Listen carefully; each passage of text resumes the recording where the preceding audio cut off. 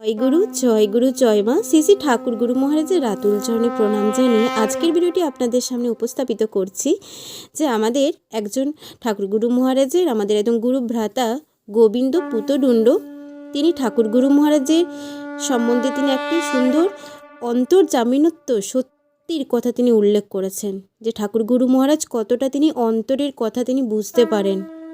তো গোবিন্দ পুতদণ্ড ঠাকুর গুরু মহারাজকে কিছু না কিছু জিনিস দিতেন। তো একবার ঠাকুর গুরু মহারাজ যখন ওনার কাছ থেকে কিছু নেননি তখন উনি মনে মনে কি ভেবেছিলেন, তো সেই সুন্দর এই কাহিনীটি আপনারা শ্রবণ করতে থাকুন এই ভিডিওতে, আর কিভাবেই সেই গোবিন্দর মনের ইচ্ছেটা ঠাকুর গুরু মহারাজ বুঝতে পেরেছিলেন। তো ভিডিওটি শুরু করার আগে আপনাদের কাছে সকলের কাছে অনুরোধ, ভিডিওটিতে আপনারা ছোট্ট লাইক করবেন এবং আপনারা যদি চ্যানেলে নতুন হয়ে থাকেন চ্যানেলটি অবশ্যই সাবস্ক্রাইব করবেন। জয় গুরু জয় মা। ঠাকুর তখন বগুড়ায় এসেছেন, স্নানের সময় উপস্থিত। তো ঠাকুর গুরু মহারাজ মন্ত্র পাঠ করে ঠাকুর ওনার নিজের মাথায় জল ঢালছেন। সামনে দাঁড়িয়ে আছেন গোবিন্দ পুতদণ্ড। তিনি মনে মনে ভাবছেন, ঠাকুর আমি তো তোমাকে কিছুই দিতে পারছি না, আর দেবার প্রয়োজনটাই বা কি? তুমি এখন রাজার গুরু হয়েছ, আমার অকিঞ্চৎকর দান কেন গ্রহণ করবে?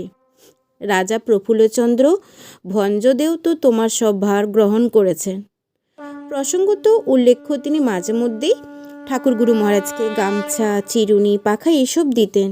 দয়াল ঠাকুর সমস্ত তার দান খুব সুন্দরভাবে তিনি আনন্দে গ্রহণ করতেন। তো ঠাকুর গুরু মহারাজ একদিন কলকাতায় হরপ্রসাদ দাদাকে বলছিলেন, গোবিন্দ আর আমাকে আগের মতো ভালোবাসে না। সে ভাবে আমার আর তাদের উপর টান নেই, আমি এখন রাজার গুরু হয়েছি তো সেই জন্য। সে বোঝে না যে আমি গরিবকেই বেশি ভালোবাসি। স্নান করার পর অন্তর্যামী ঠাকুর গোবিন্দ দাদাকে বললেন, গোবিন্দ আমার স্নানের ঘটিটাতে একটা ছিদ্র হয়ে গেছে, আমাকে একটা ঘটি এনে দিবি তো?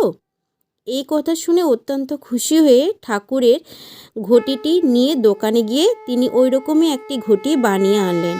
ঠাকুর তার পুরনো ঘটিটি ভুবন মহারাজকে দিয়ে বলেন, এটা গোবিন্দকে দিয়ে দিবি। গোবিন্দদা ঘটিটি পেয়ে বলেন, ছিদ্রটি মেরামত করলেই এটা আশ্রমের কাজে লাগবে, আমি নেব না। ভুবন মহারাজ বললেন, ঠাকুর নিতে বলেছেন।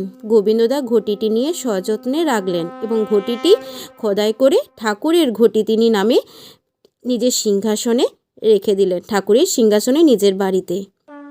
এইভাবে শ্রী শ্রী ঠাকুর গুরু মহারাজ গোবিন্দদার মনের কথা তিনি বুঝতে পেরেছিলেন, কারণ ঠাকুর হচ্ছে অন্তর্যামিন, তিনি অন্তরের কথা সবই বুঝতে পারেন।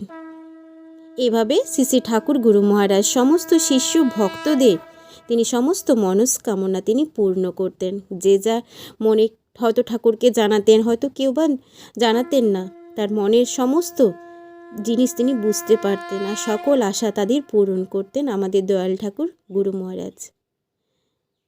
তো সকলে ভালো থাকুন, সকলে সুস্থ থাকুন। এভাবে আমাদের শ্রী শ্রী ঠাকুর গুরু মহারাজের সুন্দর সুন্দর কাহিনীগুলি আপনারা শ্রবণ করতে থাকুন। সবাই মিলে একবার বলুন জয় গুরু জয় মা। কমেন্ট বক্সে অবশ্যই আপনারা লিখে জানাবেন।